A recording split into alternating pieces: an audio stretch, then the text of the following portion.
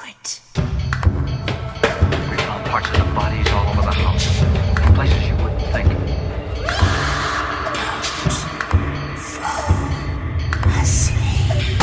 Welcome to the show. But anyway. Yeah, no, that's fair. Well, and I think too, like, especially with that, it's just, I like talking about TV and movie anyway, Yes. which I've said on a like previous podcast that I said it, I think last week's. Anyway, having you come on and be like a secondary host has been awesome because you get all of my references, my movie references and like all this other stuff. So I watch a lot of television and movies.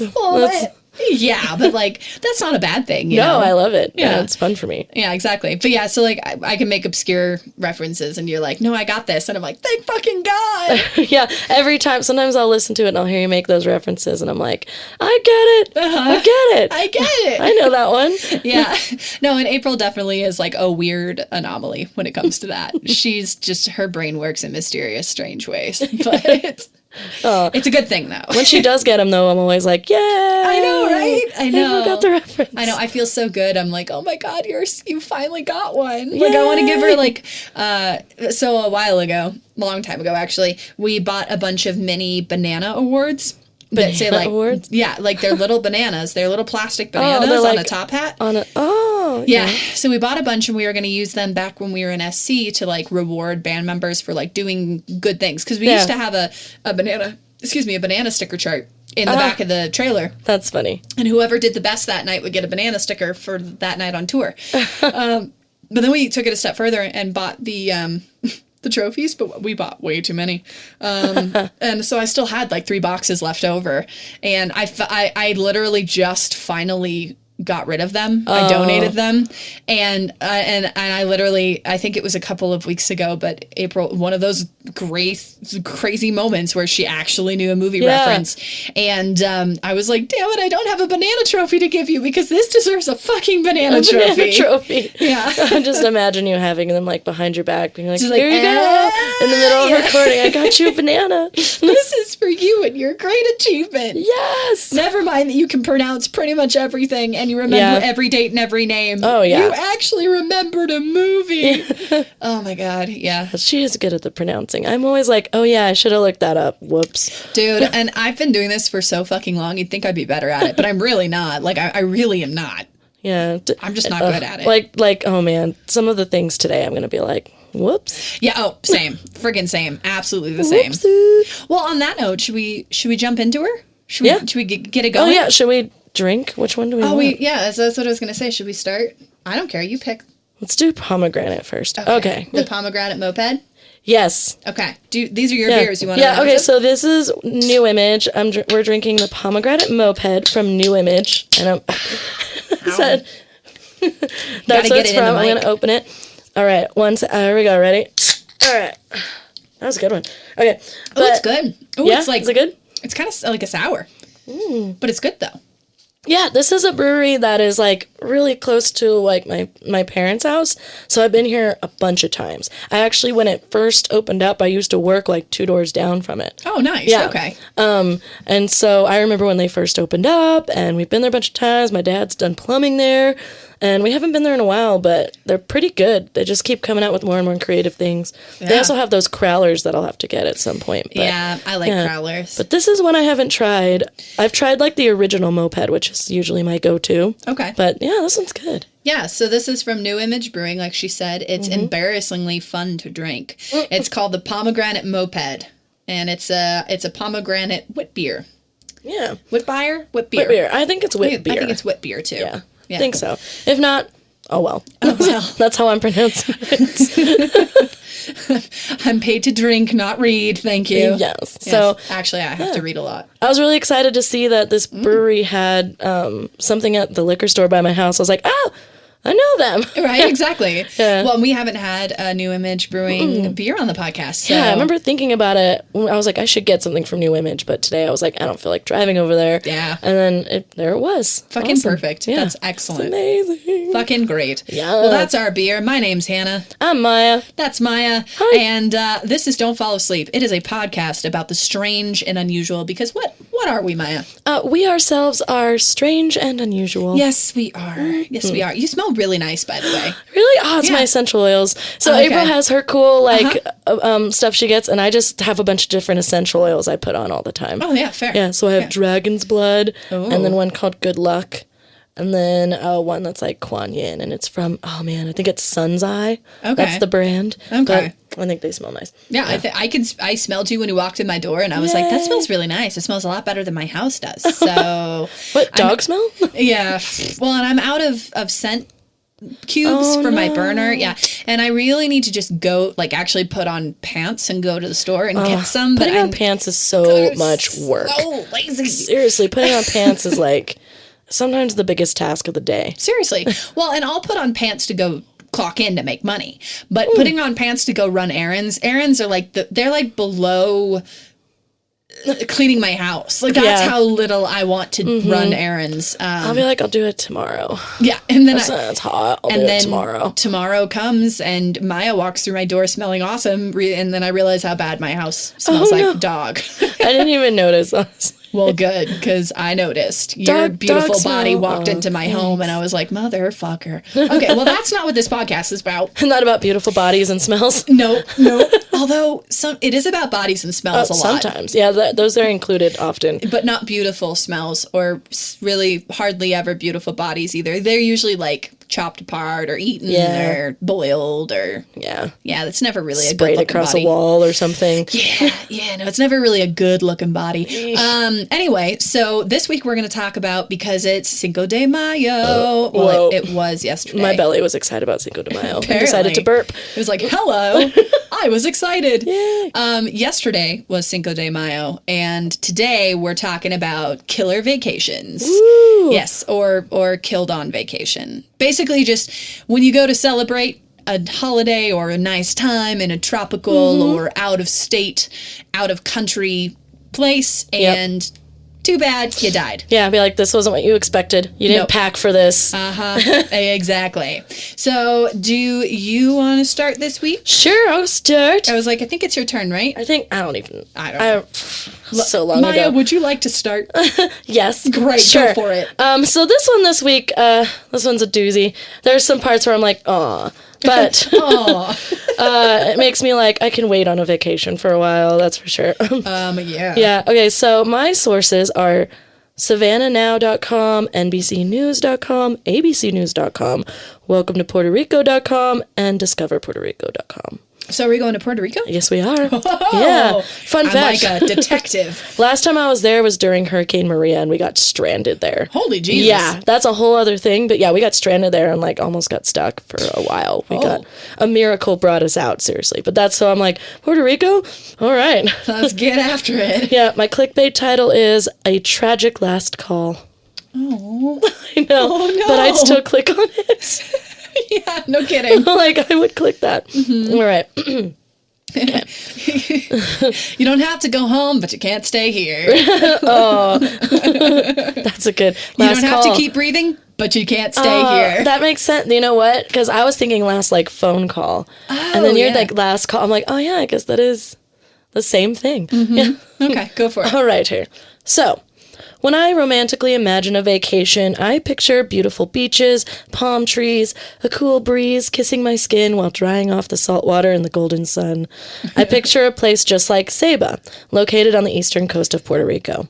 With their average temperature being 78 degrees and the surrounding rivers and pools and a straight view of the Atlantic Ocean, Ceiba is truly a slice of paradise. Yeah. Yeah. Ceiba is named after the ceiba tree, which is the national tree of Puerto Rico. It's a big tree, and I had to mention it because it reminds me of the tree in The Lion King that Rafiki lived in. It looks like that, and I'm like, those are in Puerto Rico? So I had to throw that in there. You had to be like, hey, Guess look, what? listen. They have a tree that reminds me of The Lion King. But yeah, by all appearances, Ceiba seems like a perfect Caribbean getaway and not the type of place where a gruesome, horrific tragedy would take place. Right, but that is exactly what's going to happen, right? Oh, yeah, yeah. And for 36-year-old Sarah Kuzak, that's exactly what the city had in store. Fuck. Yeah. So Sarah flew to Ceiba to meet up with her fiance, Cheshire McIntosh, which I had to look up that name a few times because I wasn't sure if that was really his name. Yeah, I was like, that's a really intense name. I was like, I had to look it up because I was like, are they fucking with me with this name on this? I'm serious. Because I never heard of anyone named Cheshire before. No, that's except like in the cat in Alice in or like Downton Abbey or something. Yeah, like it's not a real name. Yeah, so I mean that's his name, very unique. And the two are madly in love, scheduled to be married on March 22nd, which was just a month away. And the two were excited to start their future. And what's more is that Sarah was expecting a child. Yeah, and unlike the way I would react if I found out I was pregnant, which would be like, oh God, no! Right. Sarah, she was thrilled for the little tyke. Well, I mean, if you're getting, you don't know, they could, the whole point of getting married for them, excuse me, might have been to burp. No, might have been to have a kid. So maybe they just like got a jump start on their plans. Oh yeah, they got ready. They were right on it. Yeah. They literally jumped right on it. Ew. Yeah, but so and she was due to have the baby in mid-May around her birthday.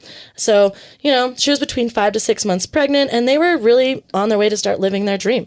Oh, that's not fun though, to get married while like really pregnant. Dude, right? Yeah, like so she was probably showing a little bit. Oh yeah, you know what that makes? Yeah. She would have 100% been showing.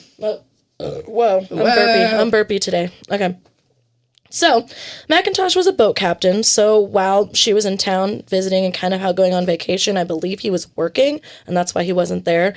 And it was giving her the opportunity to go and adventure and have a great time in this freaking beautiful place. Yeah. And so on Wednesday, February 4th, 2009, Sarah had a lovely day planned. She was headed to a marina to visit some friends and their yacht, which that's exciting. Yeah. And having been an avid runner previously, she wanted to get a jog in first, which apparently she was really into her fitness while she was pregnant.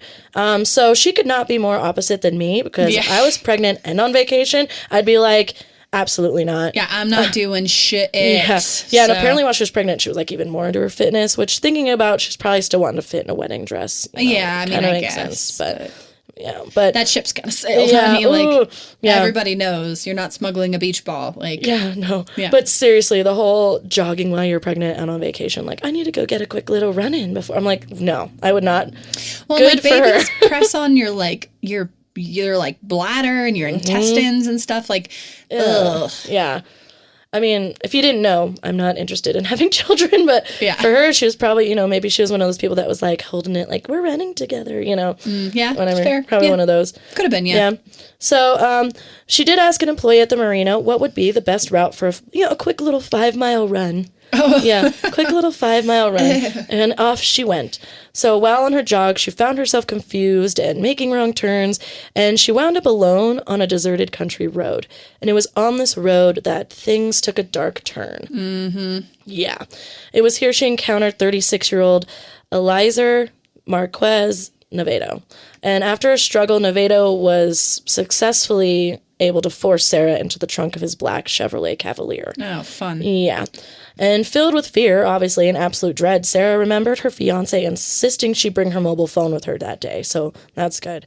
And at 9:10 a.m., she sent a message. Some sources says she called the marina, but I would think she sent a message to not alert him that she had a phone, to not make a sound.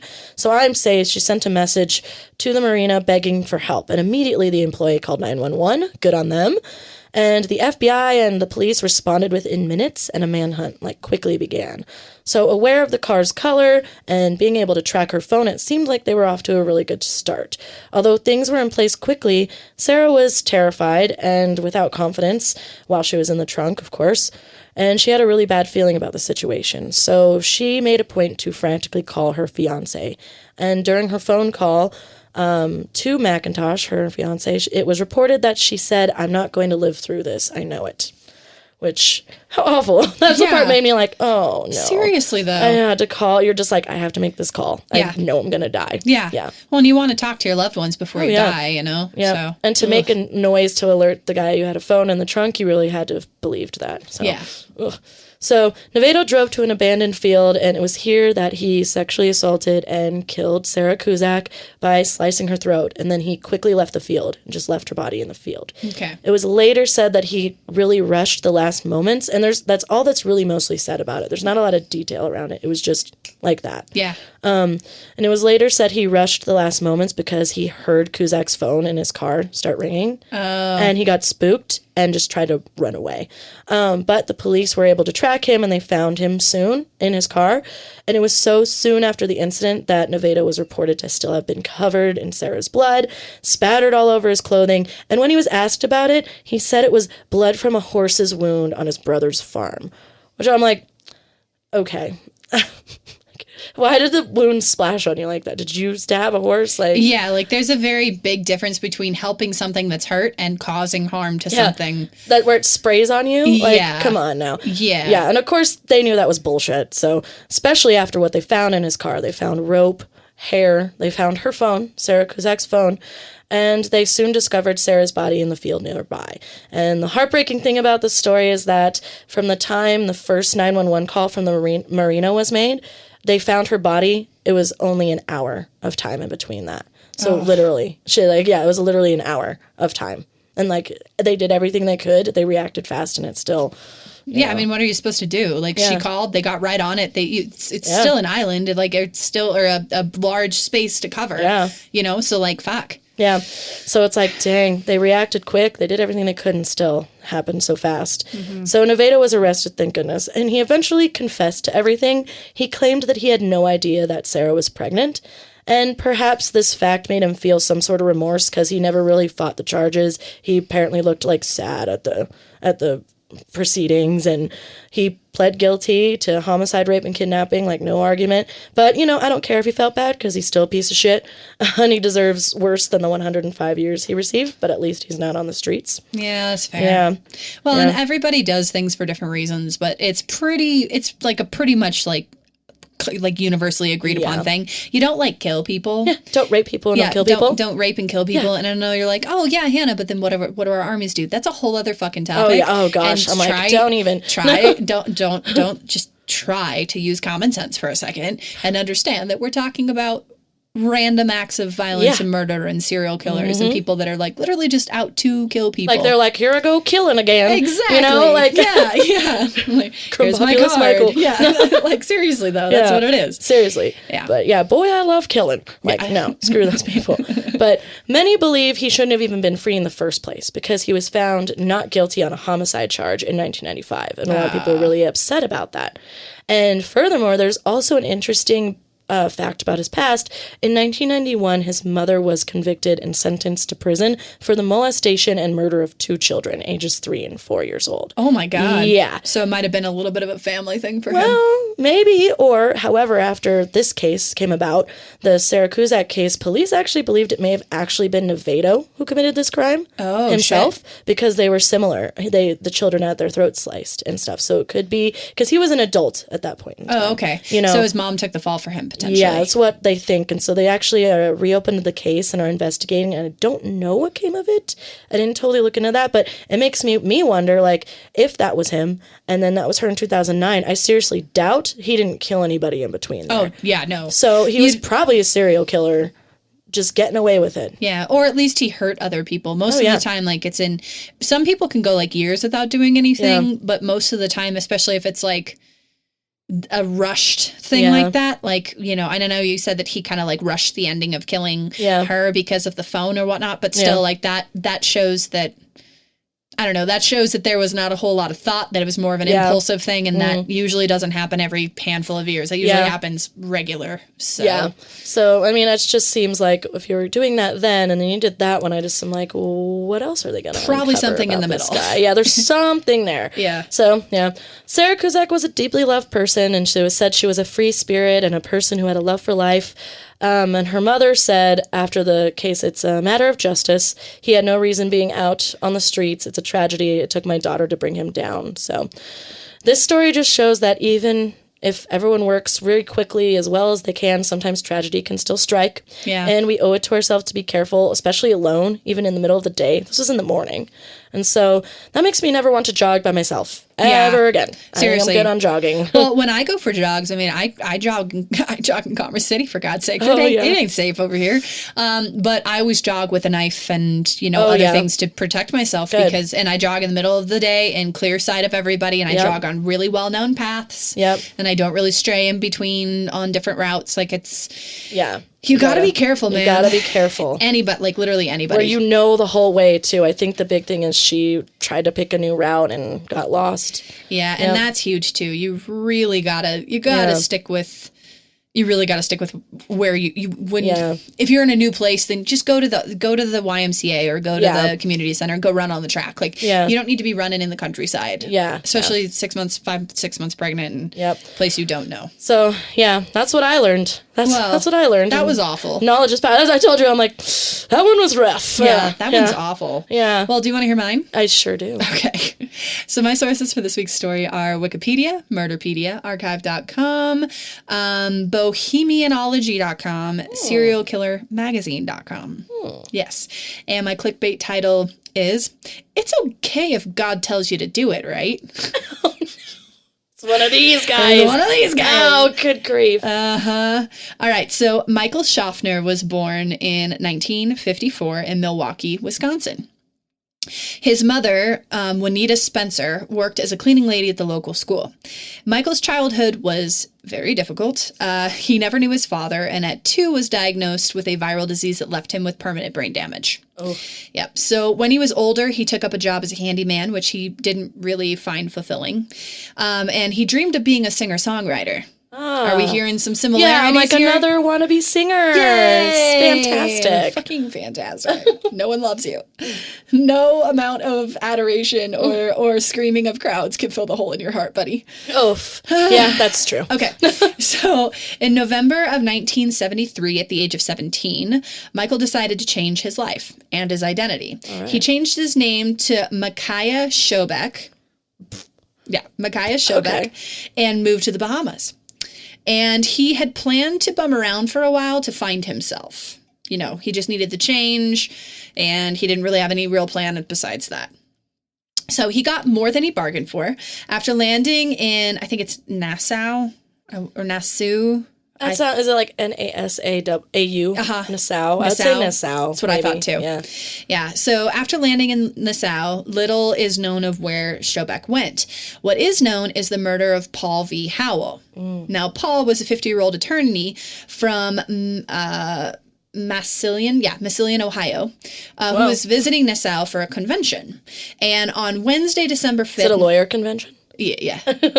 Yeah, I'd say so. That sounds fun. Yeah, sounds really fun. At least it's in the Bahamas. That sounds like a blast. At least it's in the Bahamas. Yeah, I mean, what do you want? Lawyer classes. Yeah, I object. I want to go to the beach. I object. Yeah, take your pick. Okay, so on Wednesday, December 5th, 1973, he retired to his hotel room to relax after a long day at the conference. And a knock at the door surprised him, but he stood and answered it anyway. He was immediately met with Schobeck standing in the doorway wielding a knife. Whoa. He sank the knife deep into Paul's chest, then slashed his throat. Jesus. Paul was dead before he hit the floor. Damn. Yep. So the next day, police found the crime scene baffling and assumed Paul had startled robbers and then had been killed when they ran away, right? Yeah.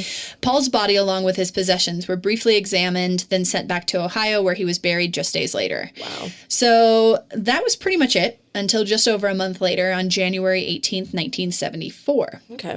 So Irvin Bernstein arrived in Nassau from Miami via an Air Bahamas flight on January 17th. So originally from Ocean City, New Jersey, he was an accountant working for the Ministry of Fisheries. And the Ministry of Fisheries? Yeah. Yeah, it's like a governmental body agency that deals with fishing and licensing and marine life. Fishery. Yeah. That sounds fisheries. Like a fake word to me. Doesn't it? But it's not. It's not the Ministry of Magic. You have to jump in like the ocean and it'll transport you. Yeah, right? Ministry of Fishery. Jesus God. That's what it is though. It's like fishing and sea and like fishing rights and sea and marine life. Yeah, it's what it is. Now I know who to call. Call the Ministry of Fisheries. Yes. So after getting off his plane, Schobeck spotted him walking towards the taxi. Spotted Irvin, right? Spotted him walking towards the taxi area and pulled up alongside, offered to give him a ride to his hotel. Schobeck then began sweet-talking Irvin. So I assume that Irvin thought that he was like a local driver, right? So he was like, cool, because he was parked in the taxi area. Yeah, okay. So he gets in the car, and then Schobeck starts giving him the, hey, baby, what are you here for? Oh, no. Hey, friend. Starts rubbing some places that shouldn't be rubbed, right? Geez. And he's making sexual passes at Irvin to distract him from the fact that he wasn't taking him to his hotel. So he pulled off the road and stopped his car in a secluded area. There, Schobeck pulled out his knife and pointed it at Irvin. Irvin opened the passenger door and dashed from the car, desperate to get away from Schobeck, but he caught up with him and stabbed him multiple times. Yeah. So the next day, Irvin's body was discovered on Yamakra Beach, wearing only his socks and shoes. He's completely nude otherwise. Oh. Yeah. Jeez. Great way to be left. That Thanks. sucks. Thanks, bud. That'd be the worst way to just be left with, like, everything hanging out. Oh, yeah. And, like, dead and, like, indecent and just disrespected. And then your socks and shoes on. Yep. Yeah. That's awful. Fucking awful. I feel like if you had to take off his pants, you probably had to take off his socks and shoes. Would he put them back on? I don't know. I mean, I don't know if he was wearing shorts or something that would have been pulled off just, easy. like, ripped them or something. Or maybe he couldn't get the shoes off, so he just left them. Yeah. I don't know. Ugh. Yeah. Gross. Yeah. So after investigating the crime, police discovered a pair of sunglasses and a pen partially buried in the sand next to Irvin on the beach. Both belonged to Schobeck. So 8 miles away in Paradise Island, a black trash bag was found containing some of the paperwork Irvin had been carrying for, like, his job, as well as Schobeck's driver's license. Wow. Yep. So 7 days later, the body of Katie Smith was discovered, strangled in a ditch, partially obscured by a cardboard box. Oh, man. She was a 17-year-old student from Detroit who was in the Bahamas on a chaperoned student trip. Oh. Yeah. So the day before she was found, she was seen walking and talking candidly with Schobeck by her friends. Wow. Yep. So Yeah, police... this guy is random. He does not have an MO. No, he doesn't. He just randomly kills whoever he sees Like and he wants Richard to kill. Ramirez. Fuck. So police were on Schobeck's trail after finding his driver's license with Irvin's things, and he was arrested shortly after Katie's body was found. So if they had been able to find him sooner, she might not have died, but also at the same time, like... Yeah. What are you supposed to do? Just like your case. They did what they were supposed to do. I guess you just can't find him fast every time, you know? Yep, exactly. Yeah. So they questioned him about Irvin's death, and and during the questioning, he admitted to killing both Katie and Paul as well. Yeah. But why the random killings, right? Yeah. Schobeck hadn't known any of them for longer than a few hours. I mean, if that, before killing them. The police wanted to know why he picked these 3 people. And he said that God had told him to kill them. Oh, Jesus. That they were angels of Lucifer, and it was his duty to rid the world of them, so he did. Oh, my God. Yep. So he was sentenced to be hung on October 8th, 1976. Hung. Yep. Oh. And the U.S. Embassy was able to help grant him a stay of execution on the grounds that substantial information hadn't been supplied to the court during his trial. And as an American citizen, he was owed a psychiatric evaluation to determine his state of mind and if he was even fit to stand trial fairly. Okay. During his evaluation, authorities learned that Schobeck had actually been traveling back and forth from the U.S. to the Bahamas for 2 years, leading up to the killing of Paul Howell in 1973. If any of the unsolved murder cases from that time were his handiwork or not, it was never answered. Wow. He was determined to be sane, despite the whole Lucifer's Angels Oh, thing. yeah, you just have to not... Like, if you know if you're hiding bodies, it's enough to show that you know what you're doing is wrong. Well, and he wasn't really hiding them. He threw was just, stuff away. Yeah. You know? Yeah, he was getting rid of evidence. Yeah. So that does kind of dictate it. He was also really bad at it, though. Yeah. So... like, your driver's license button, like, really? Can you, like, need that? People That's go like for one of the- insanity. It's like, you realize it's just... If you know that what you did wasn't chill... Yeah. Then you're sane enough. Well, and the only thing I can think the reason why he would throw that away with that is because he never expected anyone to find the trash bag. No. And also he was trying to start a new life with a new identity. So he threw away his driver's license as like, I'm done with this. I'm a killer now. Yeah. But that still is a form of identification, and you probably shouldn't put it with the stuff from a murdered dead guy. Yeah, it wasn't very quick. Just saying. Yeah. So... he was hanged officially on October 19th, 1976, and he was the first American to be hanged in the Bahamas in over 15 years. Wow. Yeah. So, sad fact. Aw. Schobeck's mom was shocked and saddened by the whole thing and pleaded with Gerald Ford, who was the president of the Bahamas at the time, to spare her son. He obviously refused her, and her son was hanged anyway. Yeah. So she... to the end was like, no, my son is innocent. This is terrible. He never did this. Like, there's no way he could have done this. And she couldn't even go visit him or do anything because he was in another country being prosecuted. Like, she didn't get to see her son. Yep. Strange fact, during the time that he was you know, doing stuff, killing people. Doing his things. Doing his things. Being that badass new version of himself that kills people. Oh, yeah. Another investigation into Schobeck was being conducted on U.S. soil.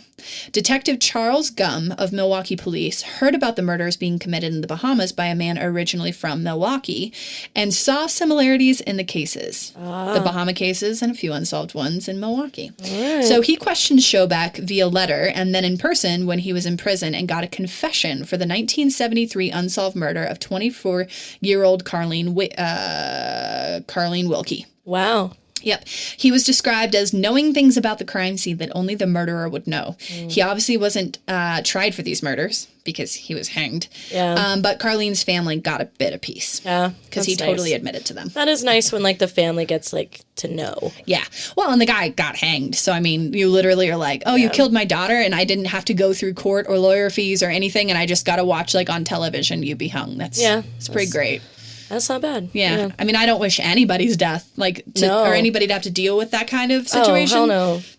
But I mean, glass half full. Yeah. I do understand how nice it would be to be saved from certain trials. Kind of like all the kids that were molested by Richard Ramirez being like, let's not have them relive that in trial. Exactly. How about we have enough to put this guy away? Like, exactly. Let's, you know. Yeah, let's just let you continue to maybe rebuild your innocence instead of tearing down the last few bits that might exist. Like, good grief. Yeah. So again, crazy that he literally was probably, I mean, and there's a ton of unsolved cases that are, but because he had no real MO except for like stabbing people, but a lot of people get stabbed. Like he strangled that other girl too. Yeah, no, yes and no. Like he kind of just did whatever he felt like. I'm serious. He was a big fan of the stab and the slash. He did like the stab and slash. Yeah, the stab and slash was his thing. Totally reminds me of like the Richard Ramirez MO, why it was so hard to find him, where it's like not a type of person, not a like one way of killing, like maybe one a lot, but you'll change it up. Like, it's harder to catch those people. Well, and the fact that he like specifically targeted people not from the Bahamas, people that were tourists, kind of similar to your story where she was running and she was in an unfamiliar place. You know, like you kind of like when you're in a place that you don't know, you have to be excessively observant and you can't just trust anybody because people are awful. People are awful. Everybody's awful. Oh, yeah. Especially if they'll take advantage of tourists all the time. Totally. Yeah, totally. I mean, at least they caught him after 3 because it's like there are some people that get away with it for like 4. Milwaukee, four. potentially more. Yeah, potentially more. But like, you never know. Yeah, you never know how much he actually did, but like, glad they caught him when they did. Me too. Yeah. Because how old was he when he... Probably pretty young. He was, so he left when he was 18. Oh, okay. Let's see. 17. Let me scroll up and see because I know I have this answer. Oh, cool. I have it. Yes. So yeah, in November 1973, he was 17. So he was committing these murders from the age of like 15 to 18. So it's like I'm glad they caught him before he like got to go through his whole 20s. Right. Going on with this bullshit. I know. Like, I mean, in the Bahamas, you can get into bars and stuff underage, but like.